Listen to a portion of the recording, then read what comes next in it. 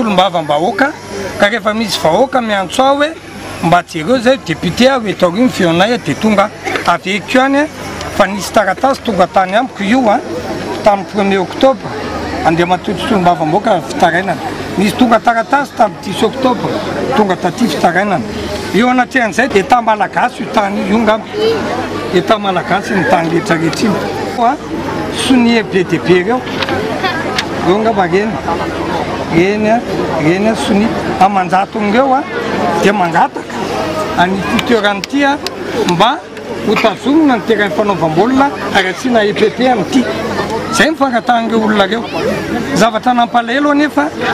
de tampotampoka teo tsy fantatra nitorana de nisy mpitandro filaminana miaraka amin'eo amin'ny FLM nandroka devolo teo ary tady mety an'ity terrain ty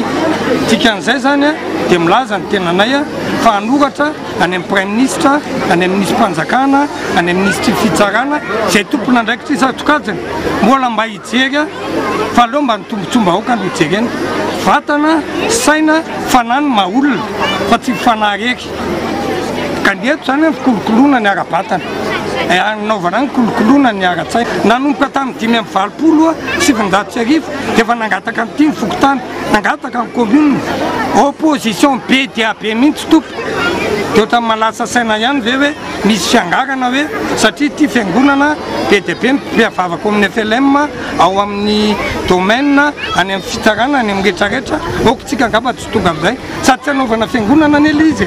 fanaovana resaka sosialy ka raha sosialy ihany de tokony sosialy-mbahoaka no jerena ka zay no nahatongavanay hoe mba jereo ne le fiom-bahoaka ny telestage efa mandeha ny vary miakatra vidiny menaka miakatra vidiny ny vahoaka sahirana rehetrarehetra tany mba fialam-bolom-bahoaka indray omena olo-kafa iverinay fa tsy rariny zany tena takin'ny fokon'olona aloha zany zay moa zany eo amin'ny antemera-pirenena de anao fanadidiny zay hoe ahoana ny nasonan'io tany io fa nisan'ny takin'ny fokon'olona de hoe atsaro aloha le asa atsaro aloha le asa fa mbola ifandineny io satria aminay zany zay anao fanadidina hoe omena ihany moa le tany de nahoana tsy mena ny fokotany mena ny commune mena ny fokon'olona fa mena ny tery zaho tsy manana problème am'zay FLM na izy fa ny problème koa de le tetam-bahoaka ny tokony valiana